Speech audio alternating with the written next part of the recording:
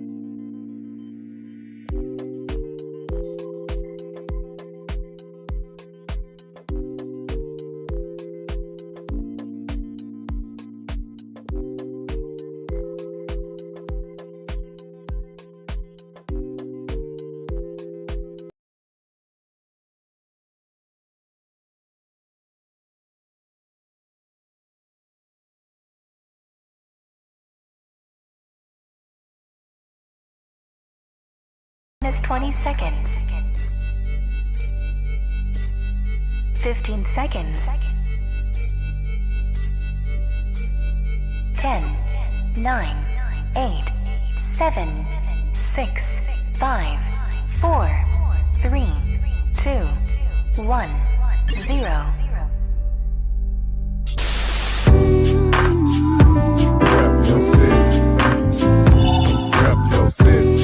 Okay.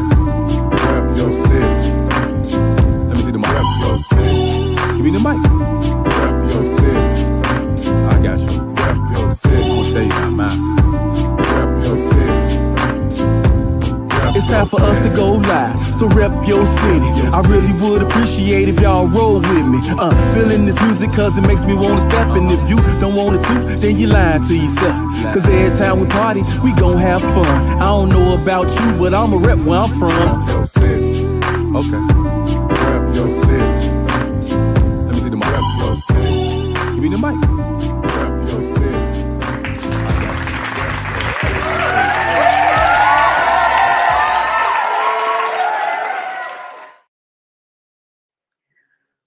Welcome to the RYC Live Show this evening. I am your host for tonight. My name is Artistic, and we have a special guest in the backstage area waiting to come out. But before we bring her out, we'd just like to encourage you all to, if you have not done so already, please subscribe to our channel. RYC Live is our channel on YouTube. So go to the channel and hit that subscription button so that you can continue to get the latest and the greatest content from us. If you like this programming, you can send us monetary donations to our Cash App on RYC Live. Or if you like to be a guest on a featured show, you can send us an email to ryclive@yahoo.com. That's ryclive@yahoo.com. So, at this moment, we'd like to encourage everyone to please sit back and keep your channels locked and loaded to our platform here. We do this each and every Friday night at 8 p.m. Central Standard Time. And we broadcast from Chicago, but we circulate throughout the globe. So we have a wonderful show in store for you tonight. We're going to talk about some history. And, you know, I was just thinking also, too, you know, we're going to talk about some great, interesting topics because there's a lot of topics floating around, particularly in regard to hip hop. So thank you all once again. Share this broadcast. Share it to a friend, share it to a family member or a crewmate. We have our special guest tonight. Her name is Pamela Yo-Yo Gayles, and she is in the backstage area. And she's going to explain her history tonight. I'm so excited. She's an actual native of Chicago, you know, but she currently lives in California. But we're going to learn a lot about her history in regards to her contributions to this dance culture, and you know, some of the different dance shows that she actually danced on and performed on. You know, because coming up and back in the days, you know, dancing went from the social aspect in the neighborhoods to platforms on television programs and also even featured in movies. So we're going to let her tell her side of the story tonight. And, you know, for the record, you know, it's one that it's very encouraging to take in this insight to record and document things that we've done in relation to layering up this culture that we know and love called hip hop and street dancing, as it may be, and just to know a little bit more about the people that were behind making the moves doing it. So without further ado, I'd like to introduce our special guest once again, Pamela Yo-Yo Gayles. Let's have her come on to the platform here. There she is. How are you? I'm doing great. How are you? I'm good. Very toasty out here, but it's good. That's good. That's good. So, you know, welcome to the RYC Live Show. Thank you for having me. I'm very honored. Thank you so much. Yes. So, can you hear me okay? I can hear you really well. Can you hear me okay? Okay, what I'm gonna do is I can hear you. I'm gonna come out and I'm gonna come back in. Okay. Hello? Yep. Yeah, I don't know. Sometimes, it's just a audio issue, and even though we did the text, sometimes, with the internet, it's funny. Yeah. Technology. Gotta love it. Yes, yes, yes. Okay. So what I like to do is go all the way back. We're gonna go all the way back to the beginning, Absolutely. and tell the viewers a little bit of where you're from originally. Okay. I am originally from Chicago. And I started dancing I was about 3 years old or 4 years old in Chicago. And my grandma took me and put me in a ballet class. And I got kicked out because I had too much energy. So they put me in tap. So that's where my energy started. And then from there, I came to California. And that was about 1969. Wow. And I haven't stopped dancing since. Okay, so let's talk just a little bit about your experience in Chicago before you came to California. What were some of the things that you did in Chicago? Oh my gosh. So my grandpa and my uncles worked at the amusement park, Riverview Park. So I was a lucky girl and I was able to go there with them, and I was on the Santa Claus float the last 2 years. I got to experience all the rides that you're not supposed to go on until you're like 5 foot tall. And my uncle was a fire captain in Chicago on the south side. So he used to pick me up on his motorcycle and take me down there for the day. And I saw all these girls doing this jump roping stuff. And I'm like, what is that? They're like, it's called double dutch. And I'm like, teach me. And I started doing double dutch. And I just, every weekend I had to go back down there just so I could dance with these kids and jump with these kids. And it was amazing. And when I came to California, I'm like, does anybody know how to do double dutch? And they're like, no. I'm like, no. All the girls do it. How do you not know? What was Riverview like? Oh, it's like being in the ultimate candy store. Anything I wanted, I got. They even gave me an elephant, a live elephant. I used to, after school and stuff, I'd go in there and I would spray paint the little elephant's hoofs and everything. And I would sit on its little trunk and it would swing me back and forth. And it was great. It was amazing. Yeah. Unfortunately, it closed down right after I left. So they thought that my grandpa knew it closed down. And he's like, no, I was just retiring after like 60 years. Do you remember any exciting rides that you used to over there? Yeah, the shoots. Yeah, in California, of course, they call it the log ride. But yeah, the shoots. Oh my gosh, I think one of my favorite ones. I can't remember what they called it, but it's like you sit in this wooden chair with these metal hooks over you, and you start to swing out, and the whole ride goes all the way around, and you would hit the trees and stuff. And oh my gosh, yeah, that was one of my favorite ones. Cool. It was, it's just after the park would close, we would go in there and just do everything we wanted to do. I was very spoiled at that place. So what was the name of your grammar school that you went to back in Chicago? It was called Yon Elementary, or actually it was Yon because it went from kindergarten all the way to, I guess, early high school. But when I came back about 20 years ago and I went down there, and it wasn't called Yon School anymore. So I'm not sure what it changed to, or was my losing my marbles. But the weirdest thing about my school in Chicago compared to California is when you went out for PE, there was this big line down the whole entire play area. So the boys had to stay on one side and the girls had to stay on the other side. So we couldn't play together. Wow. And I couldn't figure that out, And then of course, in the wintertime, all the auditoriums are inside. So we run up the stairs to, play sports and everything. And it was really different than California, that's for sure. I came out here and I'm like so confused. And Chicago was more advanced scholastically wise than California. When I came to California, they wanted to put me in 4th grade and take me out of 2nd grade. And I'm so glad they didn't, because I would have been very far behind by the time I hit middle school, because I was like, okay.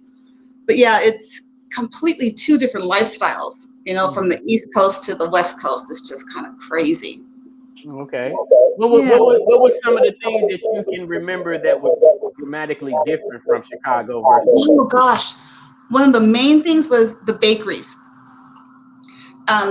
Walking to school, they called it, it's not politically correct, but then they called it Jewtown. So on one side of the streets, we had all the delicatessens and stuff, and there would be butcher stores, and you go in there and there's all these salamis and hot dogs just hanging from rafters and stuff, and you would go in on Sunday and get a baker's dozen of rolls and stuff, and all the pastries. I mean, it was just amazing. It came to California, we couldn't find a bakery for years when we came to California, and when we did find one, it was on a Sunday. So my grandpa went in there. He goes, "I like a baker's dozen," and the people were like, "What's that?"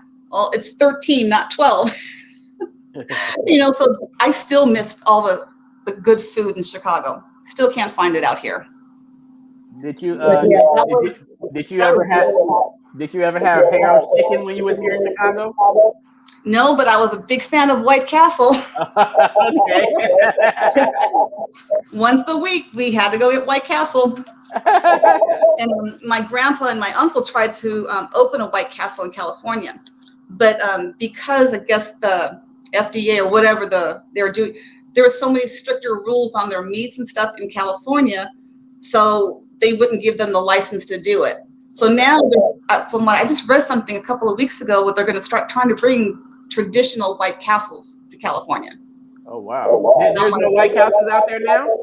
Somebody told me there's one going toward, I think maybe toward Vegas, like Barstow area, but I haven't seen it yet. So yeah.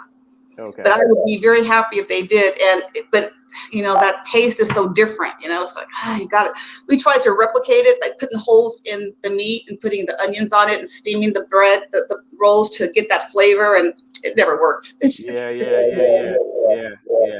Interesting. Yeah, that is one thing about Chicago. Some people love the different types of foods here. Yeah, I mean, in Los Angeles, I'm like about an hour and 20 minutes from Los Angeles, and there's a lot of places out there now that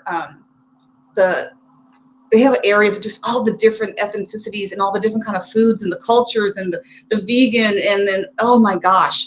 So now out there it's popular, but where I live is called the Inland Empire, which is Fontana, California. Mm-hmm. We're still trying to get stuff out here. We really need to have more variety. Yeah. Okay. And I used to, I loved being able to ride my bike with my cousins going down to Lake Michigan and just, 5-6 years old, and it was safe. We just go down there and hang out and hang on the rocks and stuff, and then ride our bikes back home. So that was one of the funnest things that we ever did. Okay. So how was the summers in Chicago as a youngster back then that you can remember?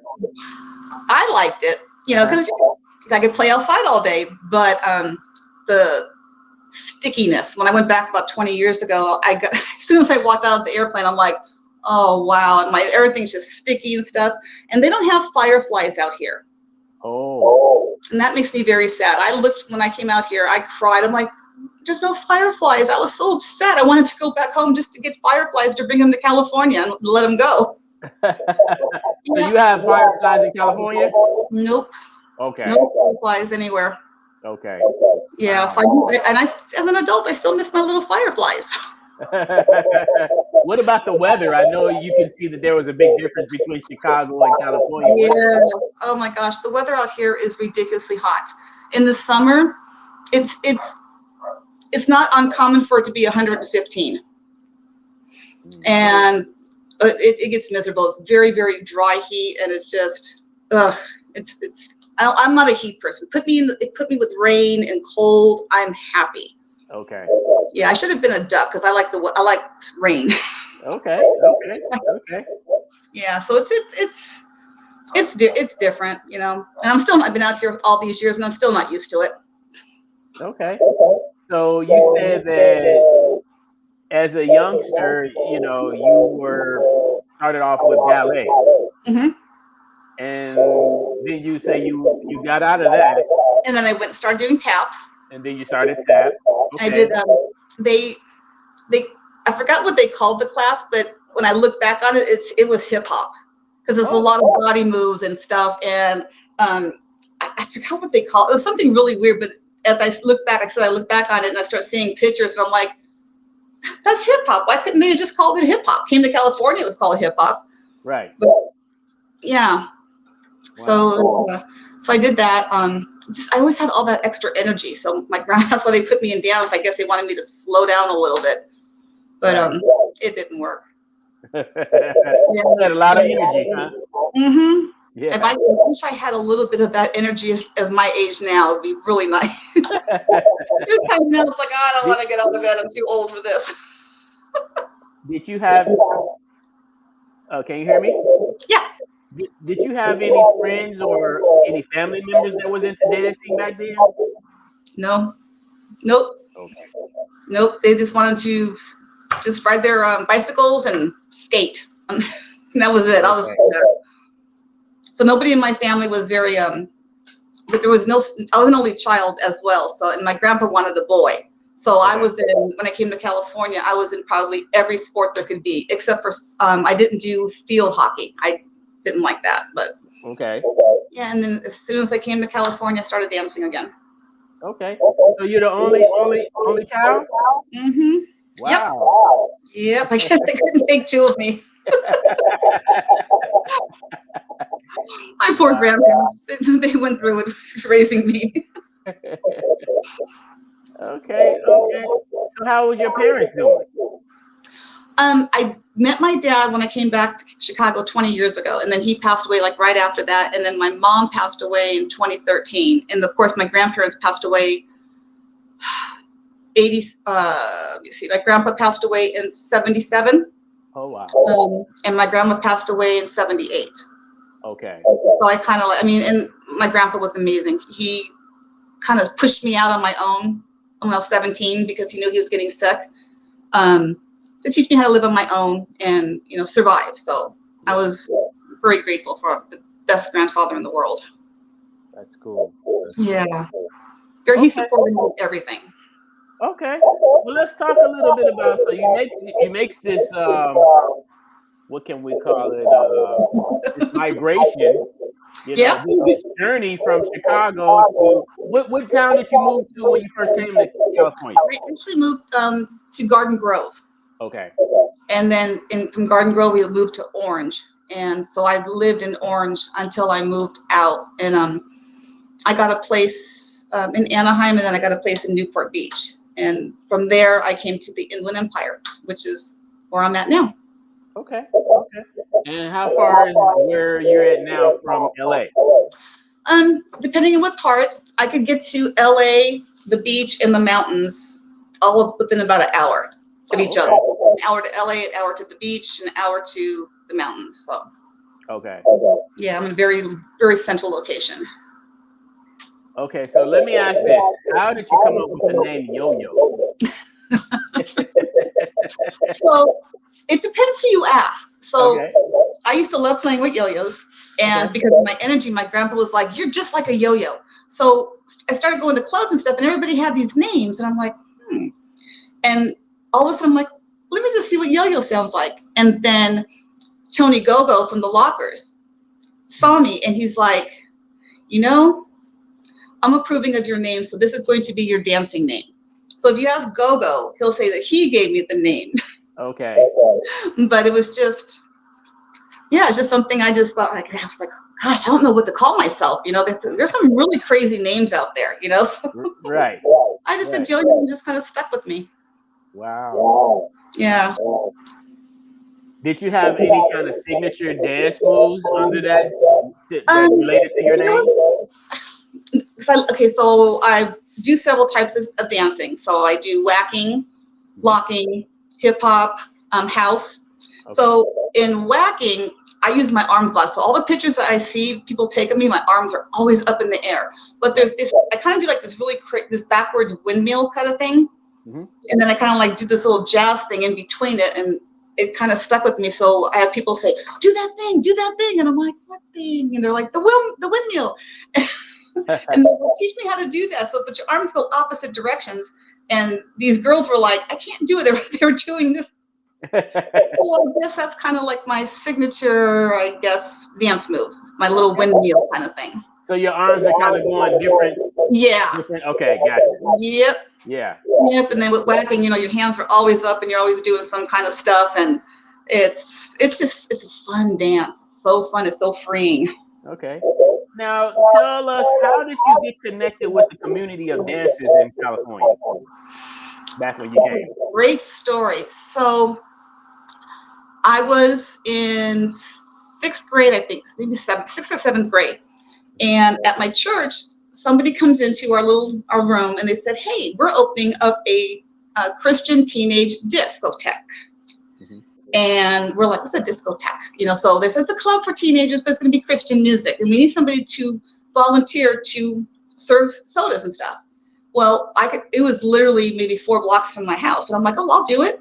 So I started off doing there, and literally on a Friday and Saturday night, the combination between the 2 nights, there was maybe 10 people.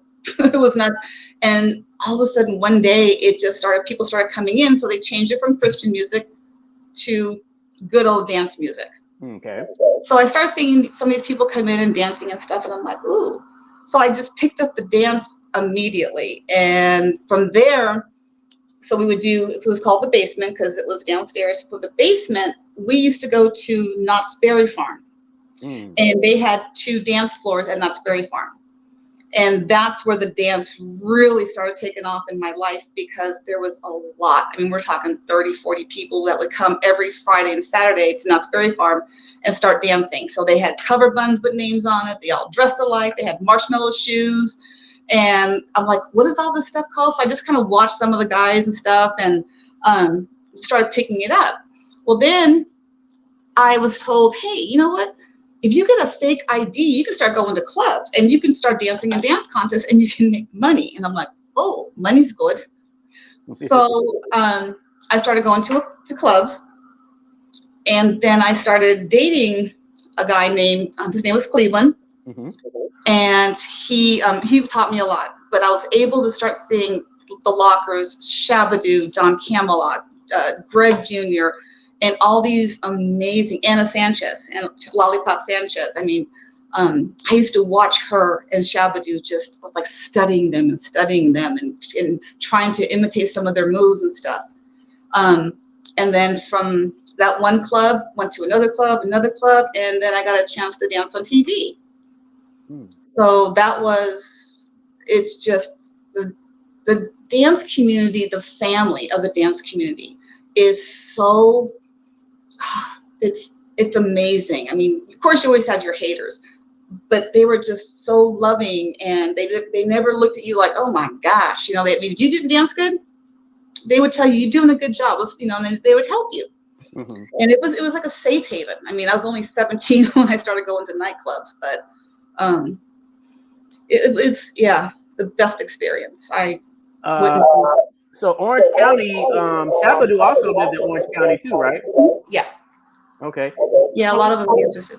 So what year would you say that was when you kind of got introduced to the dance, so to speak?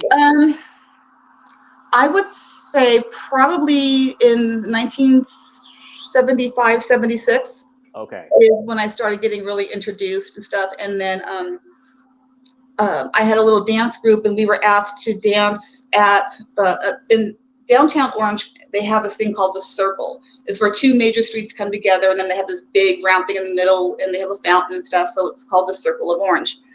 So I performed over there. The mayor had asked us, me to do stuff, and so I started performing. And then like Jeff Kutosh and stuff, like the Kiss FM dancers from out here, he saw this and stuff. So he asked if I wanted to audition. And then from that point, we did a show at Knott's Berry Farm. I did the Easter Seals. We did shows for them. And that was kind of like the beginning of when I started doing choreography and doing shows and stuff. Okay. Yeah. And then from there, when I was dating Cleveland, I got a chance to be on Soul Train. Okay. Which was green. So this is very interesting. So you did your first performance at the Orange Street Fair, in 1975. On asphalt, doing knee drops and splits. Oh, wow. It was in August of, which is the hottest month out here. Yeah. It was brutal on our bodies, but yeah, we did it like 2 or 3 years in a row. So Okay. it was, yeah. That's when I learned how to do chair locking and all. Yeah. Now let me ask you: before you actually started dancing, were you watching Soul Train or American Bandstand on television prior? I did. My grandpa and I would every Saturday morning we would watch cartoons, and then music would come on. So it was the first one was Soul Train, and I was sitting there like I was staring at it. And I told my grandpa, I said, "Grandpa, I'm going to be one of those dancers one day." And he was like, "Good, honey." He goes, "You know what?" He goes, "Follow your dream." And 3 months 3 months after he passed away, I started dancing on Soul Train. Wow. But yeah, he was very encouraging. And then there was Bandstand and stuff, and I'm like, I can do that too. And I went on Soul Train Bandstand as well.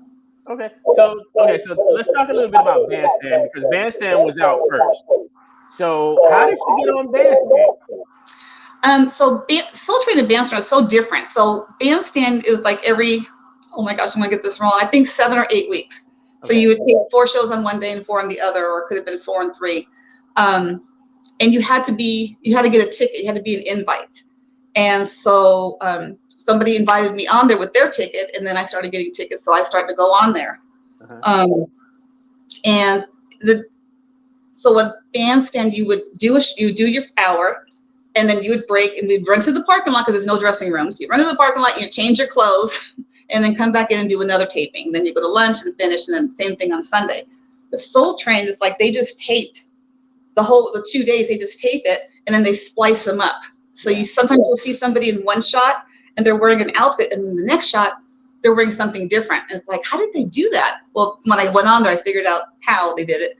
And Cleveland was like, no, we're not changing our clothes because I don't want to be, seen in 14 different, costumes in one show. So we just wore the same thing for 2 days. So it looked like, we were just really meshed in nicely. But now, wasn't the studio for Bandstand in Philadelphia, or did they have one in California? It was in Philadelphia first, and then it came to Los Angeles. Gotcha. Yeah. Okay, so were you going to the one in Philadelphia, or just the one in California? Just the one in Cali. Okay, gotcha. Yeah, okay. And that was like, I think I did Soul Train and Bandstand from 78 to 80, which was supposed to be a big no-no. You're not supposed to dance on 2 TV shows, and I just got lucky. They never caught me. Now, why was that? Because that's the first time I heard that. Why did they have that rule? Because there was some really great regulars, like D Fox Derek. He used to have the foxtail hanging from him. He was like my best friend. So he was on there, and it's just, I don't even know some of the stories behind all that. It's okay. But yeah, you just go on there, and it's just like, oh, wow, look at all these people. And it's like, and the personalities and the way they do things is, even though it's dance programs, is completely opposite of each other. Because I do know that like I've seen the documentary about Soul Train. Yes, there's some amazing Soul Train dancers. Oh my gosh, yeah. But I also learned that Dick Clark and Don Cornelius didn't get along, so that when you said that, it's just like, I'm just wondering. It was a competition, and they didn't want their dancers to, go to a different show, and then they'll be like, oh, they're dancing on both shows, so okay, but it's like, no. I never really knew why Don Cornelius was having a problem with Dick Clark. Right. But and it's funny. A lot of people don't know that the reason why you never saw Dick Clark moving around or dancing, he had no rhythm. Right. He was like, mm-mm. Yeah. It's Wow. Yeah, I'm not sure, and then on Bandstand, once you started getting paid for doing like TV shows and stuff, they didn't want you back on Bandstand because they didn't want any paid entertainers to dance on a show that's supposed to be for teens and stuff. So gotcha. A lot of dancers, they started, weeding out because they started getting, like when TGIF came on, or breaking and stuff. So a lot of dancers had to stop dancing on some of their regular shows. And also a lot of the dancers from Soul Train, a lot of the lockers, because Cleveland ended up, he was going to Japan doing shows and stuff. So I sent Tony Gogo out there. And so he's been out there for 40 years, and there's, several, and then Jeffrey Daniel, he went out there, and then I was in London. And so a lot of the dancers started doing overseas stuff. Yeah. Which is great. I mean, some of these dancers like Tony Gogo, I mean, he still looks, I mean, he has that energy like he's 15 years old. Right. He's in his mid 60s. He's doing backflips off the stage still, doing splits, rolling around, and yeah. Would you not agree that the dance kind of kept you young too? Oh, yeah. Yeah. Oh, yeah. Yep. Yeah. Kept me on my toes. Yeah.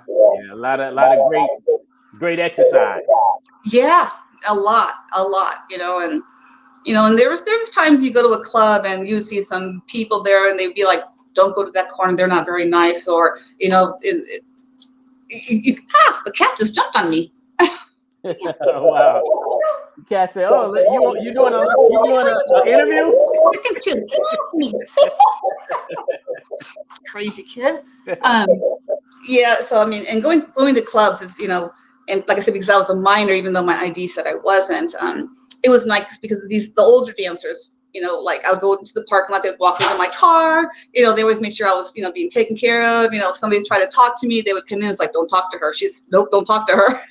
So, they kept me very under their wing to make sure I was always safe and I wasn't being harassed or, making bad choices. So that was a common thing for a lot of dancers to get fake IDs, right? There was, oh my gosh, we can go to 2 clubs a night, 7 days a week, and dance in 2 contests. I mean, they were all the way from the beach area all the way to Los Angeles. There was probably, I don't know, I think I probably went to 15 different clubs all the time. Okay. And that's how and the good dancers, that's how they paid their bills. Yeah. Even though it was back in the 70s, I think sometimes first place was $100, second place was like $75, third was $50. Right. And back then when your rent's only $300 a month, you win 3 contests and then you're done for your bills are done. Right. But wow. It was fun. It was fun. So I did a lot of that kind of stuff. Contest, didn't win a lot, but I did win, but it was wholesome, my grandpa knew where I was going. I didn't drink or anything like that. So it was a safe place. He knew, Now, how did you land on Solid Gold? That's when they had a lot of Solid Gold dancers. I knew, like Cooley Jackson, he was on there. He was like one of the Solid Gold dancers. And we just heard that you can just go there and just walk in. So, we went like probably after the first month it was on TV. And so around the floor, there was a lot of regular dancers. But then, they had the main Solid Gold dancers that were on stage. So I was on the outside of it. And so it just became like another club night. We'd go there and dance our hearts out. And then after the show, we would go to a club and dance in the contest. Okay. So yeah, I mean, it's just, and then I can't remember how I got on Midnight Special. That's one show I'm like, how did I get on there? And there was another one called The Hot Box or something really random. And I'm still trying to look it up online to find out when it was on and what happened to it. Because hardly anybody ever heard of The Hot Box.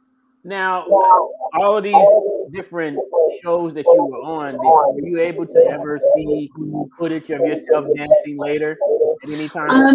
Yeah. Oh, really? Yeah. I had a couple of friends that would either take pictures or videotape it and stuff. And, back then the VHS wasn't the best, videography, but right. Yeah, I would see it sometimes and I'm like, ooh, I better change that. I'm always your worst critic. So, yeah. But yeah, now when I see it or see pictures of me and I'm like, oh, yeah, I remember doing that, or I'll be like, I still do the same thing. It's like, I haven't changed. Okay. In the world of locking and whacking. So they have a thing called Hip Hop International that they do every year. It used to be in Vegas, then it outgrew, and then now they're doing it really different. But every country would have multiple dancers. And the first time I went there and I saw this whacking competition, and I was like, holy cow, how did they do all this? I mean, they're back in Soul Train, you see it'd be very slow up, down, Tyrone Proctor and Jeffrey and Jody. It was very slow moves. You didn't have a whole variety. But now, even with locking, the magnitude of the energy and the dance moves are just, you look at it like, oh my gosh, it has evolved so greatly.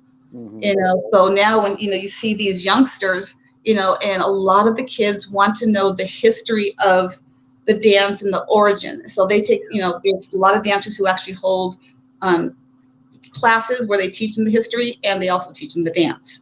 Yeah. So as a dancer, you want that culture and that history to still carry on. Yes. There's a, you know, the Locker Legends has a site, and the questions that they get filtered to them, and then the people who answer the questions are so knowledgeable. And it's just, I love it when these kids are like, you know, I'm just starting out dancing. I'm only 15. So can you tell me what it's all about? So they want to learn. And a lot of overseas countries are educated differently. They have a lot more knowledge. They ask a lot more questions. Yeah. And shout out to my brother Skeeter Rabbit from Locker. there you go. He's my big brother. Yeah. Yeah. He's you could be educated with him. I mean, just to sit and talk to him. We used to meet up once a week because we were starting the Locker Legends website and everything. And I would just listen to him. I could listen to him for hours. And I'm like, how do you remember this stuff? How do you, you know, and yeah, he's anything. I told him, I interviewed him as well before on oh our my show. God, I bet that was, I didn't know that. And I told him, I said, man, you need a movie or a book or something. You know what? He could write but I mean, he could write novels. Yeah. I mean, everything that he has seen. Oh my gosh, that man is just blows me away of the things that he knows. Yeah. And the way he says things and presents it. Yeah. It's just like, wow, man, he missed his calling. I don't know, but he is the go-to person. If anybody has questions, look him up. Yeah. That's cool. Do you have any favorite moments with your participation on American Bandstand or Soul Train? You know, like I've talked to some dancers, and they've highlighted, oh, you know, I remember when Gladys Knight was on the show. You know, I have, so Tina Marie was on Soul Train. And this is a bad story, but so they asked, so the dancer's like, Pam, come up here. So we were at the front of the stage, right? And she comes on stage and she's doing her, you know, mic check and everything. And she looks down at me. She talks to the floor manager, and he taps me on the shoulder. He goes, I need you to go to the back. I said, why? What did I do? What's happening? He goes, she doesn't want anybody other than Black people in the front. He was like trying to say, I'm like, what do you mean other than Black people? He goes, she doesn't want the competition, so she doesn't want you in the front of the stage. Wow. That's my biggest memory of Soul Train, being told I couldn't dance in the front because I was white. Wow. No. But that's okay. I still danced on there. Yeah. And as far as Bandstand, so after people would perform, sometimes they would just come and hang out with the dancers and talk and everything. So, you know, we'd go out to lunch with them, and you know, it was just nice that, like Donna Summers. Yeah. When she was on, people just went crazy when Donna Summers was on there. It was just because it was the whole disco thing, you know, and it was like the epitome of the best, you know, person to have. And I remember the Jacksons were on there, and Randy Jackson, the little one, who he goes, hey, you want to go to lunch? And I'm like, sure. You know, I didn't even realize who he was at first. And he goes, hey, I'm Randy Jackson. I'm the younger brother. And I'm like, oh, I didn't even know you existed. So, hey. But yeah, we had, I mean, it was fun. Bandstand was just more giddyish and playful, you know, and Soul Train was more to me like fashion and, you know, just incorporating your life into the dance style that you now have. You know, so like I said, it's like night and day. It was, I mean, completely two different atmospheres. So that's interesting because, you know, they did very similar things. You know, they had dancers, they had performers, they interviewed people, you know, but they still were like night and day. Yeah. Okay. Okay. And I mean, on Soul Train, of course, when they have the performance, I mean, the crowd, you know, they would be able to ask live questions, you know, and Bandstand, we didn't do that. Dick Clark would be, you know, on the stands before he would introduce them, you know, and he'll talk to the people around him and say, hey, do you know who these people are? Or, you know, but there was no like question answer kind of thing. But Soul Train would allow you to do that, which was nice. Gotcha. Now, what about in terms of public publishing? Like I know Soul Train connected with a magazine called Right On. Right On would publish a lot of pictures from a lot of the dancers that was on Soul Train. Did American Bandstand do something similar to that? Nope. They when I went to the 50th anniversary of Bandstand, there was this guy there, and I didn't realize there's been so many books on Bandstand. And he comes over to me, and so we're just sitting in the audience, we're all talking, and he comes over to me, he goes, can you sign my book? And I'm like, sure. And my picture was in the book. Wow. And I was like, how did you know that was me? You know, because I had gained a lot. I was like close to 300 pounds. And I'm like, how did you? Right. So, and I still can't find that book. So, wow. Yeah, but I don't know if there's a lot of books on Soul Train. But I know they even did stuff in Jet for some of the Soul Train stuff. Yeah. So did you give him a signature? I did. Okay. And I put Pam Yo-Yo. So did you get that, you know, over the course of the time from people recognizing, oh, she was on Soul Train, or she was on American Bandstand? Well, my son, you know, I would, you know, because when you Bandstand and Soul Train, you know, you got to meet, like I said, all the entertainers. Right. You know, it's just, we're not friends, but we know each other. It's, you know what I mean? Right. And my son would never believe me. I'd be like, oh yeah, and I'll tell him a story about, you know, somebody, or, you know, I'll tell him a story about Michael Jackson and about he loved his Kentucky Fried Chicken, and, you know, and my son was like, you don't know these people. And one day he started watching an old taping of Bandstand, and all of a sudden he screams, Dad! And I thought something happened. We go running in there. He goes, Mom's on TV. And he turns around, he goes, you do know people? And I'm like, yeah, I told you I've met these people. I'm not, you know, like buddies, but yeah, I've had the experience of being able to talk to people and meet them, and, you know, so yeah, he started believing me everything I said after that. So my homeboy, Mr. RYC Live is checking in, and he just posed a question, statement actually, and he says, I would love to see some of those historic photos of Mrs. Yo-Yo in action. I will have to dig them out, huh? I will have to do that, because I've got. Did you show him some of the pictures of me with my arms up in the air? So yeah, we have a few pictures, but obviously these are not pictures from the 70s. But yeah, you know, do you have the one that I have like a vest on? Because that was at a nightclub. I danced that contest and I won. I don't know if you have that picture, and I don't think you do. No, I have the one from 2016. Well, yeah, actually, not this one. The 2016 one here. Mm-hmm. Yeah, that was, I was teaching a whacking class, and we had a little cipher in the middle, so we did that one.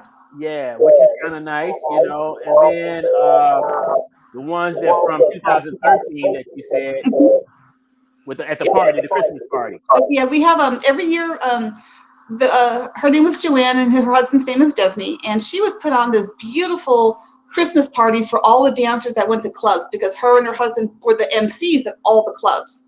Mm-hmm. So every year she's been doing that. And unfortunately, rest in peace, she passed away, and her husband's still trying to do stuff. So we still do that. And that was my other favorite thing to do, is I love to do salsa. Okay. Yeah.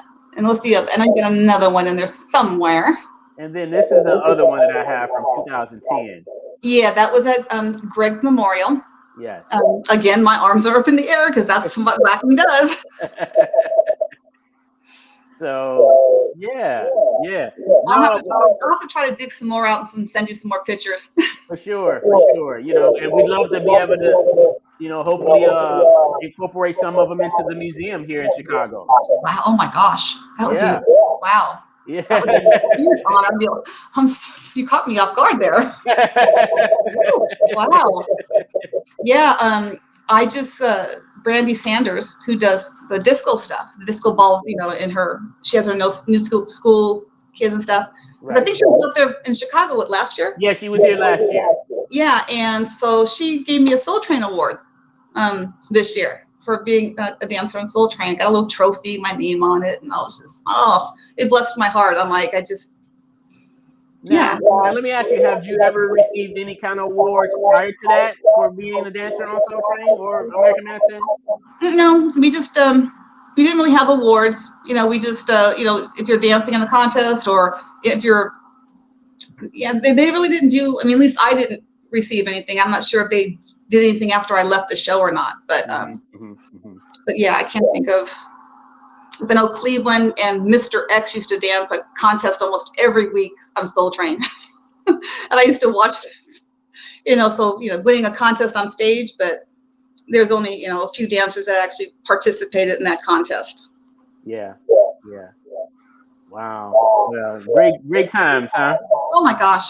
Absolutely. Best times in it's, you know, like people go back and say, gosh, you know, if I had to change my life, I would do this, this, and this. And in my case, I can't think of anything I would change. You know, I mean, that's, you know, like a little bullied and stuff once in a while, but I have thick skin, so I was just kind of like, yeah, it's okay. Yeah. You know, but it's, you know, cultural things sometimes, depending upon who it is. It's like for me, it's like I don't totally understand somebody else's, you know, things that they've gone through. But I've always, all my dance family has always been Black, and so I got in a lot of issues. I was run off the road a couple of times, and you know, but still. So let me ask you, you know, that just reminds me of something that's trendy right now. I don't know if you're familiar, but there's a film out right now called Microphone Check, and it's about the history of hip hop culture.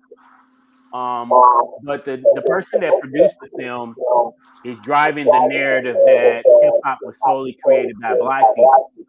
So as you were coming up, you know, what, you know, like, because I always looked at hip hop as being universal because there was multiple ethnicities being part of the culture, even in the beginning. I mean, hey, Shabba-Doo was half Puerto Rican and other half Black.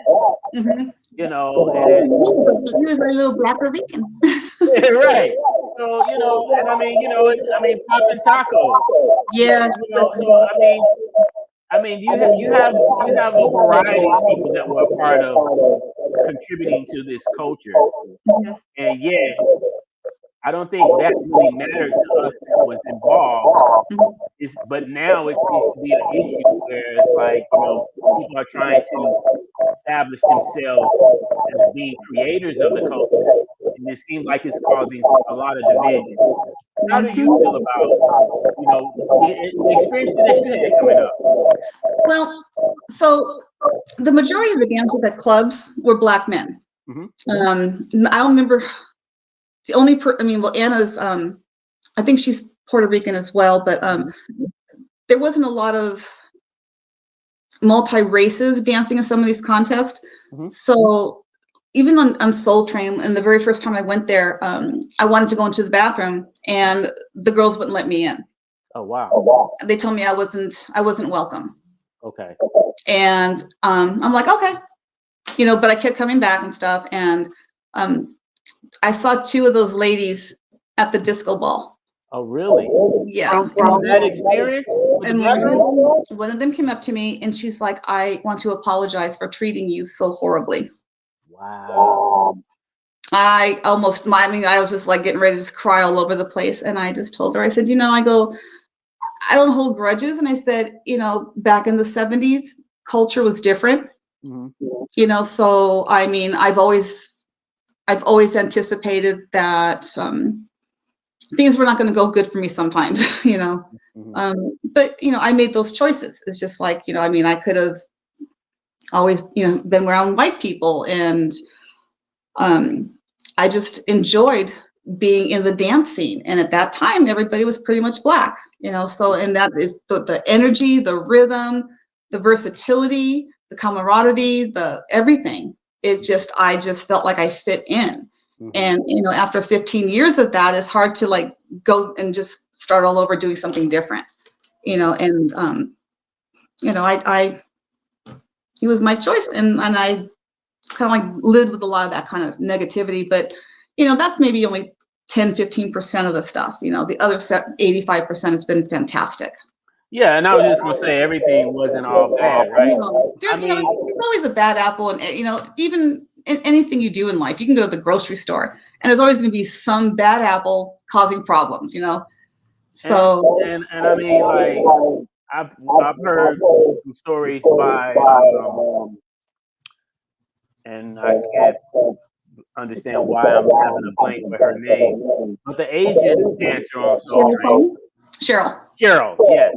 And she was saying, you know, people were giving her that look like you don't belong here, you know. But and look at how well that worked out for her. I mean, right. Yeah. Right. Yeah. So I think, like you said, if your spirit within you says that, you know, this is what I where you want. should be, this is what you want, this is what you should be, and nobody can tell you otherwise. Yeah. You know, and you got to remember, I'm just the one person. The majority was like 30 people, you know, or 40 people. So you can't just go in and just expect to fit right in. Right. You know, after several weeks and stuff, you know, it became different. It's like, oh, come on over. You know, we go to somebody's houses and stuff, and like, you know, it's more acceptable then. Right. You know. Yeah. Wow. Interesting. And that's a lot of. I know that made your heart melt when you got the apology after all of these years. Yeah, I was, you know, I mean, when I saw her, I mean, I didn't feel like, ugh, you know, I was just like, oh my gosh, she's here. Let me go say hi to her, you know, and I did. And she was just like, I know you. And I'm like, yeah, you do. You know, and we were talking a little bit, and then she was just like, I am so sorry. Yeah. And I'm like, it's all good. It is all good, you know. Yeah. Sometimes we're a bunch of teenagers. You know, we didn't know any better. Yeah, so. I was gonna say sometimes, you know, we act out ignorance, you know, and it takes some maturity to help us to come to realize that what we did was not a cool thing. Because if that was the other way around, you know, we wouldn't have liked it being done to us. Exactly. You know, and it's like I just love people where they're at, you know, and I've had a lot of health issues and stuff growing, you know, over the years, and you know, it's like you never know what somebody's going through. You don't know how they were raised. You know, you don't know, you know, if they've had something traumatic happen to them that brings back a bad memory when they see somebody. So I just have to look at it like, you know what, everybody has issues. Everybody has different personalities. They have their own opinions. You know, they don't have to agree with me, and I don't have to agree with them. You know, we just have to learn to agree. It's okay to disagree. Yeah. So it taught me a lot. I got mature, and I had to grow up very, very fast.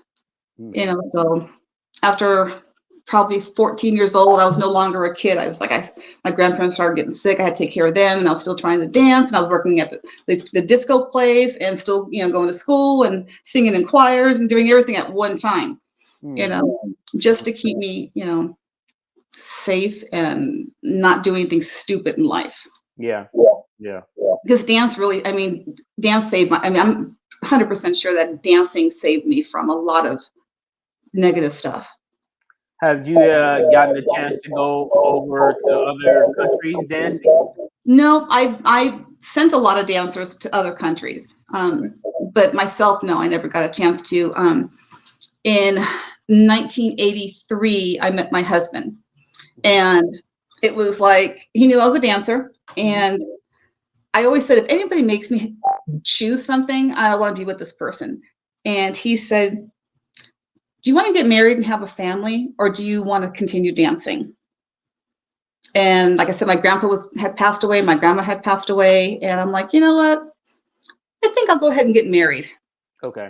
So we got married. We were married 30 years, and he passed away. And probably about 15 years in our marriage, he saw I was starting to get phone calls from old dancers and stuff, and deputy, he was a locker, you know, he started calling, and I was getting this, I guess, this thrill of what I used to do. And my husband's like, you know what, go be a dancer again. I was like, really? So I started dancing again, and I started doing I started judging contests, was teaching, and just having like my teenage years all over again as an adult. And some of the same dancers that have been around all these years, we're all like best friends, and we still see each other all the time now and talk. And so, yeah, it's I think it's hard to take. You can take yourself out of the dance, but you can't take the dance out of yourself. Right. Now, what year did you lose your husband? 2014. Okay. So it'll be 10 years in September. Okay. Now, the judging, we didn't really get a chance to talk about that because I think that's important as well. Judging and teaching. You know, how long did you do that? Probably, oh gosh, it's probably been now. I haven't judged in a few years, but I was doing it for at least 10, 12 years. Okay. Yeah. There was a place out in Long Beach. It's called Homeland. And the guy, his name is Mike. He's a b-boy. Well, he's an old man b-boy now. Community center out there. That one room we were teaching whacking, we were teaching locking in another room. They were doing the b-boy in another room. They had the DJs. So the whole hip hop culture was like in one big facility, you know. And these kids didn't even realize the whole story behind hip hop and how important. And they had a couple of artists who were doing their graffiti on the buildings. You know, and that's one of the elements of hip hop. And I mean, and it's the murals and oh my gosh, it was beautiful. So we had the hip hop, we had the art, we had the DJing, so some of the elements were in this one place, and he's still doing that. But I would go out there on Monday nights and either help or teach a dance class. I'll do either whacking or locking. And then we put little, choreography steps together for the girls and stuff and things. And then, every 3 or 4 months we had a big contest. So I was able to do a lot of judging, which is funny. It's just like, you see these people dancing. It's like, how do you say this person's a winner and this person's not? And they're like, they're so good. And I mean, the floor work and, or they'll come up to you afterwards. It's like, I know I didn't win, but can you just tell me what can I do differently? Or what did I do wrong? And I'm like, never say you did something wrong. I mean, because dance is not wrong. Right. You just need to maybe add something else to your to your styles, like floor work, start moving around the floor, don't, if you think you messed up on a move, you messed up, but nobody else does. So don't go, right. Yeah, Right. Now, let me ask you with judging, because I know that like right now, you're familiar with breaking going to the Olympics? Yes, I am so excited about that. I heard that when they announced it, what 3 years ago, I think they announced that they're doing it. Oh my gosh, I am so happy because, that's a very hard thing to do. Your body goes through a lot. I mean, when you're running track, you think about it, you run track, if you're doing, 100 meters, it's like, and 10 seconds later, you're done. Right. But when you try to do, b-boying and stuff, it's that energy, you're on the floor and the things that they do now that they didn't do 20 years ago, it's just astonishing. I'm like, wow, and when you're young, what they don't tell you when you're young, they tell you, stay active, do sports, dance, do all this stuff, and then you hit 40 and your body says, why did I do that? So I always think of these youngsters, they're over there like flipping and spinning and they're taking their head and they're sliding across the floor. I'm like, oh, you're going to have back problems when you get older. What's your ankles doing? It's like, had they told me I was going to be a complete wreck after a certain age? Yeah. But I'm just so glad that the younger generations are still doing this. And there's these kids that are like 6, 7 years old on stage. They had this little girl. She's just a popper, and she is like, she hits every beat. And older kids are like, they don't even want to dance against her because I think she's in Japan actually. Yeah. I'm sure you've probably seen her. I think I have. I've seen some videos. And she is on fire. She's a tough girl. Yeah. And I think, I think now people have an advantage because it's been around. These different various dance styles have been around for so long, and they have YouTube and all of these different platforms to learn much quicker than we had. Yeah, and with Tony Gogo, so him being in Japan, he has a couple of facilities, the Gogo Brothers dance studios and stuff. So he's taught thousands and thousands of kids. So Hip Hop International, every year he would, when he come to the United States, he would come stay with myself and my husband, and he would bring sometimes 2, 3, 5 kids from different countries. So it was so nice because they wouldn't hardly speak any English, and I can't speak Japanese very well. Right. So it was nice because I was like the mom, so I got to take them places, the girls and stuff, and learn their culture, and I wanted them to teach me how to cook some of their food, and they're like, no, we want American food, and I'm like, you don't want a hamburger, I want something Asian, can you cook me? And so I had a lot of we had kids from Switzerland, Canada. I've had of course Japan, a lot of kids from Japan. Those, talk about dedication. Amazing. Yeah. And like you said, if you can ever go under Hip Hop International, go online and look at they have these mega crews with like 30 people, and the dedication. I mean, you watch these routines, and I'm trying to pick out somebody messing up, and I can't ever find any mess ups. It's like, wow, they are amazing. Amazing. Wow. Yeah. Have you ever thought about perhaps writing a book or anything of that nature? Yeah. Just talking about what you've done over the years? Yeah, I've had a lot of people say, why are you not writing a book? And I'm like, why? I mean, there's so many people I'm sure have already written books, but again, there's like, but this is your story. Yeah, that's what I'm saying, specifically about what your contribution is. Yeah, I think you mentioned that to me, and I'm like, and I go, I don't even know where to start. And you're like, the beginning. Yeah. The beginning of what? The beginning from Chicago, the beginning of my dancing on TV, or the Christian place, or I don't know where the beginning is. Did you ever know Jamita Joe Freeman? Yeah. So she wrote a book, right? I did not know that. Yes. That would be, I'm gonna have to find that because I adore her. Yes. She had was it a brain aneurysm or something years ago? We were, oh my gosh, I mean, we were like scared, and next thing you know, she's got like a scarf on with a hat, and she comes back out there and she starts dancing again, and I'm like, I just love you. Yeah. She's a staple. She still does a lot of stuff, Yeah. I'm glad to hear. I'm glad she wrote a book. Yeah, and then there's another woman out of New York. She was a B-girl. She goes by the name of Kim Makasi, and she was a part of the Dynamic Dolls in New York. Okay. And she currently lives in Florida now. But she wrote her book. I bought it. Really? And she talks about how it was a challenge to be a woman amongst many men. Yeah, that's what I was saying. At clubs, there's mostly men. Yeah. There's only a handful of ladies that would go out there and dance. Right. Because like this dance style, whether it be locking, popping, like you mentioned, whacking, and of course breaking, they would. Another thing that people don't do is street dance. House dance. Right.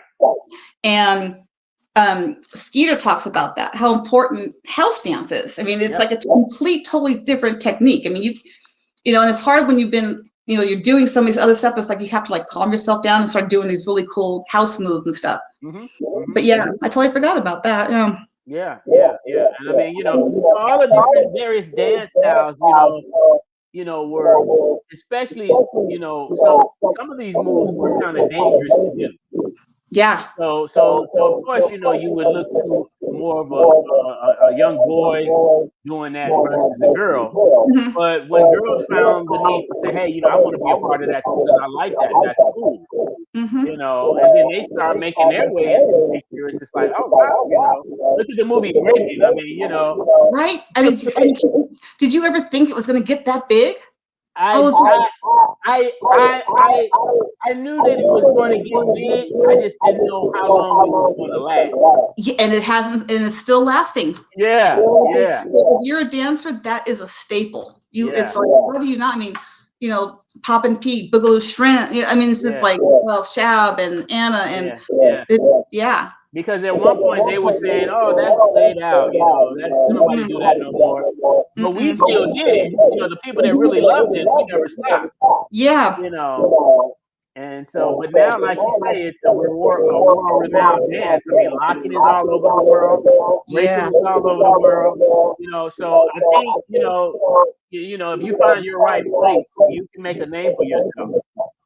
Yeah. And more women are doing it now. Yeah. Yeah, a lot of, I mean, like I said, you know, these girls, I mean, they're just, I mean, it's back then in the 70s, it's like there was moves that only the guys can do because it was just like that kind of move. It's just like, oh, women really can't do that. So we had to like take that move and try to bend it a little bit so we could look like we're trying to do that. You know, but like I had no upper body strength, so I could not do an alpha for the life of me. Right. I tried to do it once and almost broke my neck, I think. I was like, and I only know 2 other girls who could do this. One of the girls' names, her name was Debbie McKay. She was on Bandstand. And then of course, Anna Lollipop. She was, you know, but I'm like, I could do a corkscrew. I could do the splits. I could do knee drops, but but alpha, forget it. Couldn't do it. Yeah. Well, it is so nice to have heard your story because again, some of these stories are not getting out. And that was the reason why I said, you know, have you thought about considering writing a book? Because at least with a book, it's easier to make a book than a movie. Yeah. And, you know. Much cheaper, too. Yeah. And you can tell more details in the book. You don't have to cut out the parts that you really think are important because, you know, the producer may think, I don't like that part. I'm like, but that makes, that's a good point. Yeah. So well, I guess I'm gonna have to get a really big book. I think it's fascinating just hearing your story, what you shared with me, and I'm sure that there's probably even more to it than we even discussed in this hour. Yeah, because I mean, it's like all of a sudden these memories are starting to come back, and I'm like, oh my gosh, I forgot about that. You know, and yeah, I'm kind of reliving everything in a different, you know, generational types, you know, we're in the 2024. I'm like, I'm going back all the way to the 1975, you know, I'm like, wow. It's like, oh, I'm not that old. How did this happen? You know, when did this happen? Yeah, that's usually what happens. You know, I've had people say, oh, I don't have that much history. It's not going to be that interesting. But once if you started in the 70s, you're gonna have a lot to say once we get to talking. Yeah, you know, I'm gonna have to I'm gonna have to start calling you up, and I'm like, okay, like talk to me about this again, so I can get some more memories. Yeah, you know, and it's even my daughter. She's like, Mom, please write a book, and I'm like, I don't know what to write about. You know, she goes, the stories, Mom, just the stories. Just start writing stories, and then we'll figure out how to put it together. We'll get, you know, maybe a ghostwriter that can help you or something. Yeah. So. And the fact that, you know, I think what's also interesting with your story is the ethnicity background. You know, the fact that, you know, you were in a place that you had to also fight with that. Not just being a girl, but you know the different skin color. That's a whole other topic. It's like you're not accepted. You know, it took. Eventually, I was accepted. You know, but it took a lot. You know, and I just. Like I said, I just didn't, you know, I didn't take it to heart, you know, because I knew when I got there was, you know, I already had the feelings and, you know. Yeah. You know, even my grandmother and my mom, I mean, they were just nasty with me because of, you know, hanging around Black people. And my grandpa was like, I'll bring them over, let's have a barbecue. And so, you know, they would come over and they'd be in the garage, we were playing pool and stuff. And my grandma would be inside just mad. And, you know, so I even dealt with it in my own family. Yeah. You know, they would call me an N lover, or they would call me a white N, and I'm like, that's why I despise that word more than anything in my life. But plus, it's a respect thing for me also. Yeah. You know, and you know, it's just like, you know, if you know a white school, you know, and a Black child comes into the white school, and it's like they get picked on immediately because their skin's different. Exactly. You know, and that just blows my mind. I mean, one of the first when I first went to Knott's Berry Farm as a child. They had the donkey rides, and there was a girl on there, this little Black girl, and we were holding hands the whole time. We get off the ride, we go to the fountain because we want to get some water. So she's getting some water, and then some of these kids were going there, and the parents were snatching the kids away from the water faucet. You can't drink after a dirty person. And I was like, dirty? I don't understand. So my grandpa that night told me, he explained it to me, and I'm like, wow, I'm like, that broke my heart. This little girl, she's trying to drink water. How? Why are you guys being so? It's not like your skin's not coming off in the water. I don't understand. I just never understood the whole prejudice thing. Yeah. It can be really nasty, and that's why I think, in my opinion, I feel like hip hop, the culture of street dancing, and just the whole umbrella of hip hop, kind of broke those barriers. You know what I'm saying? Because we didn't focus on skin color. We focused on your heart. Yes. Exactly. If you have a love for it, it's like, it's like your own family. It's like hip hop's got its own. It's a hip hop family. And the outsiders don't understand it. But it's black, white, yellow, purple, green. Chartreuse, whatever. There was no color lines. Yeah. And that's what I loved. I think I love so much about dance. I mean, I got a chance. I was very fortunate to learn how to talk differently, accept people differently, how to cook differently, which is a big tour. Yeah, I learned a lot. You know what? I just had somebody call me the other day, and he goes, "Can you make me a roast with some greens and hot water cornbread?" And I'm like, "Of course I can." So Pam, can you tell us about your experience? Because I know you shared this with me off the record, but can you tell the viewers, when you were in Chicago, your experience with coming to the South Side? The double Dutch. Yeah. My Uncle Dewey, he was, like I said, he was a captain, a fire captain, and he would pick me up on his big old giant Harley, and I would go down there and I'd watch these girls, with the jump rope, and I'm like, but they got two, and they're doing this thing, and I was like, what is that? And they're like, double Dutch, and I'm like, can you teach me? And so I just loved it. I was like doing all this double Dutch and everything, and then when I went back home, my cousins were like, huh? And then I came to California, nobody knew what double Dutch was when I came to California. Wow. I was like, how do you not know this? But yeah, so some of that stuff like that, and then they would braid my hair. They had a hard time because my hair is very, very fine. Okay. But yeah, it was just like it's the culture. I mean, first time when I was with Cleveland, his mom made oxtails, and I was like, what is this? And she goes, oxtails, and I'm like, okay, I'll try it. One of my favorite foods is still oxtails or neck. Oh my gosh, yeah. Wow. And I was my girls and my kids are, they're mixed, and then my stepkids were Black. But I got to teach them all how to cook. My husband was a great cook too, but it was nice, I could teach them white cooking and then soul food. So I told him, I said, it's not Black food, it's called soul food. It nourishes your soul. So don't tell me it's Black cooking. It's not. So it's like soul, babies. But so I mean, like I said, with Cleveland, his best friend was Jeffrey Daniel, and then Jody.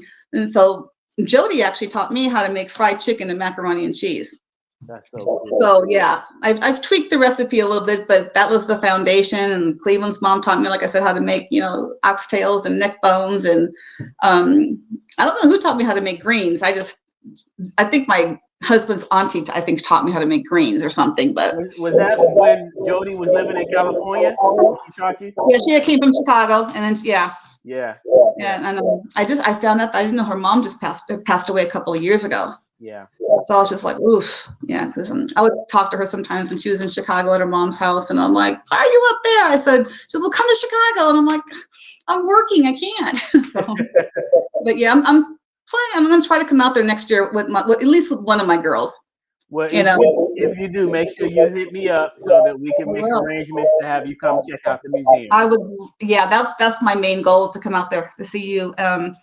And I know, like, we were talking about the Soul Train picnic, and I think it's the same week as the Bandstand reunion. Oh, wow. So I'm like, oh my gosh. Yeah. I'm like, what am I going to do this year? It's like maybe I can go to both, but I don't know, because my I was gonna say my homeboy, Mr. RYC Live, made a comment. He says, Yo-Yo's membranes are starting to kick in. Nothing like great memories. I know, it's like, oh my God, it's like the blonde roots are not showing as much. Oh my God, I cannot think of any time recently over the last many years that I've been able to get this much joy about talking about dance and what I did as a child to where I'm at now. And, you know, and even my two daughters, when I put them in dance class, my one daughter took 12 classes and my other daughter took 7 classes. Mm-hmm. They were danceaholics. Mm-hmm. And not one of them know how to whack or lock. Wow. They can do river dance, they can do ballet, they can tap. They cannot whack or lock. Okay. Yeah. But you know, hey, maybe they're just doing this so I don't feel so bad because they'd probably outdance me. But they have gone with me to a lot of the events and stuff, so they've seen, you know, my history and what I can do. So they're like, just dance for me, Mom, and I'm like, okay. Yeah. So I still dance around the kitchen and when I'm cooking and stuff, and I hear music and I just can't stop moving. I instantly start bopping. Yeah. It's a part of your DNA. Yeah, exactly. Exactly. And I was just blessed to be born in that era, and I had a lot of opportunities that I went for, and I mean that was just huge. And it's still in my mind, like, God, you know, they could have talked to somebody else, and you know, they're recognizing me, and I've never been that person where I felt like I was something different, something better, something that should be, get an award for. Yeah. And I never thought of it that way. So. Yeah. Well, listen, thank you so much. What would you like to say in conclusion to anyone that's watching, you know, any young dancers coming up, you know, what would be your words of wisdom? I would say follow your dream and don't get discouraged if you fail. Look at failure as a stepping stone to complete something else differently. So it's not a fail. It's, God, I can't think what word I'm looking for, but just do it. You know, just keep doing it. Just keep doing it. I mean, if it doesn't work the first couple of times, just keep going. It may take years. Follow your dream. If that's what you want to do, if you want to create a new dance move, do it, you know, and learn the history of whatever type of dance that you're doing. You know, creators, how did that move start off? What did they have to go through, you know, with the Watts? Out here, like, you know, when they had the Watts riots and stuff, you know, dancers were still going through it and they're still dancing, you know, so things get challenging, things get hard, you know, you get a lot of doors slammed in your face. But for the girls, do not let somebody tell you that you're not good enough, that you have to do something extra to make it. Don't do it, because your reputation will follow you till you die. Yes. You know, so stay true to you, you know. And that's what I think that would be, just do it, just follow it. Follow your heart, follow your dream. That's what's up. Well, I want to thank you once again for taking the time out of your Friday night to come on our platform and share a little portion of your history. Oh, thank you. Thank you. I hope I didn't, hope somebody heard it that made them smile, Yeah. It was great. Great story, by the way, too. Oh, thank you so much. And I guess I'm going to have to start working on that book. There you go. Now, we get ready to conclude the show, but I want you to stay put. I want to chop it up with you a little briefly in the backstage area. Okay. But for everybody else, we want to thank you for coming in, and you can tune back in next Friday. We'll be back again here at 8 o'clock on the same platform. We do this each and every Friday night at 8 p.m. So until then, everyone, peace. My name is Artistic. Once again, we're signing out. And don't forget to rep your city. I'm out.